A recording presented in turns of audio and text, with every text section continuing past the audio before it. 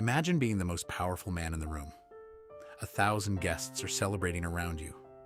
Music fills the palace. Gold cups overflow with wine. Everyone is laughing. Then suddenly, the room goes silent. Because on the wall behind you, a human hand appears. No body, no face, just fingers, writing a message that no one can understand.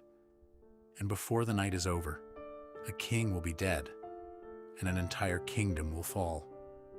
This is the terrifying story of the handwriting on the wall. More than 2,000 years ago, Babylon was one of the greatest cities in the ancient world. Massive walls protected magnificent temples, royal palaces, and unimaginable wealth.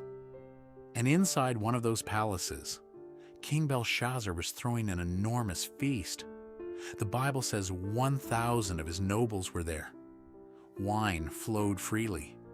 Music filled the halls. The palace was alive with celebration. Belshazzar seemed completely confident in his power. But during the feast, he made one decision that would turn the celebration into a nightmare. The king ordered his servants to bring out the sacred gold and silver vessels that had been taken from the temple in Jerusalem. These were not ordinary drinking cups. They had once been used in worship. But soon, Belshazzar, his nobles, his wives, and his concubines were drinking wine from them. And as they drank, they praised gods made of gold, silver, bronze, iron, wood, and stone. Then, something appeared. Near a lampstand, against the plaster wall of the palace, the fingers of a human hand suddenly appeared. There was no person attached to them, no body, only the hand. And the fingers began moving across the wall, writing. Belshazzar stared in horror. The confident king who had been celebrating only moments earlier was suddenly terrified. His face changed. His thoughts frightened him. His legs became weak, and his knees began knocking together. The celebration vanished.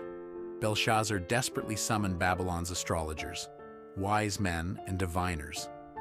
He promised that whoever could read the mysterious writing and explain its meaning would receive royal clothing, a gold chain, and become one of the highest rulers in the kingdom.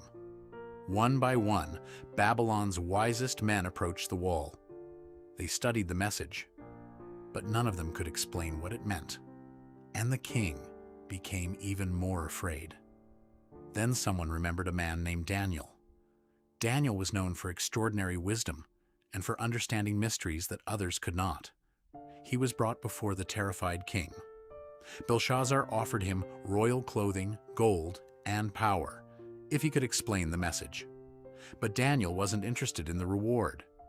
He told the king to keep his gifts. Then Daniel reminded Belshazzar of something he should already have known. Nebuchadnezzar had once possessed enormous power. Nations feared him. But when pride consumed him, God humbled him. Belshazzar knew this history. Yet, he had refused to humble himself. Worse, he had taken the sacred vessels from God's temple, drunk from them, and praised lifeless idols. Then Daniel turned toward the mysterious writing on the wall. The words were, Mene, Mene, Tekel, Parsin. The entire palace waited.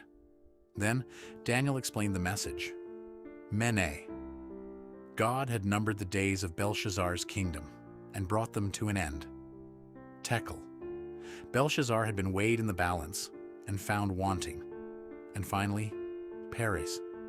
His kingdom would be divided and given to the Medes and the Persians. Imagine the silence in that palace. This wasn't a warning about some distant future. The message was for the king standing in that very room. Belshazzar kept his promise. Daniel was dressed in purple. A gold chain was placed around his neck, and he was proclaimed one of the highest rulers in the kingdom. But none of those rewards mattered anymore, because the writing was already on the wall. Outside the palace, history was already moving. Belshazzar had spent the evening celebrating his power, but his kingdom was about to disappear. The Bible ends the story with shocking speed. That very night, Belshazzar, king of the Chaldeans, was killed, and Darius the Mede received the kingdom. The celebration was over. The king was dead, and Babylon had passed into the hands of another ruler. Belshazzar had wealth, he had status, he had power, and he believed his kingdom was secure.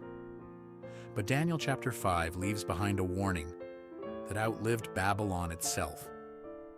Power does not make a person untouchable. Pride can make someone ignore warnings, even when they're right in front of them. And sometimes, by the time you finally see the writing on the wall, the consequences are already at the door.